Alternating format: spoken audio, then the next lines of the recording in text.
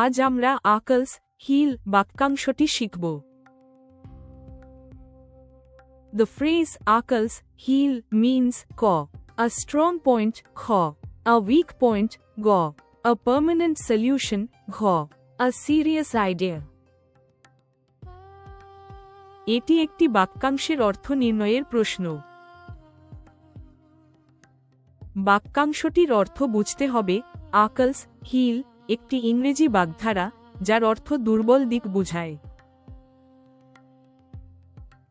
বাগধারার নিয়ম আকলস হিল মানে দুর্বল দিক যা উইক পয়েন্ট নির্দেশ করে।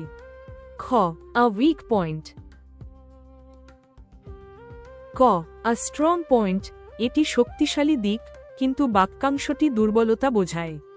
গ, আ পার্মানেন্ট সলিউশন স্থায়ী সমাধান কিন্তু বাক্যাংশটি দুর্বলতা বোঝায়।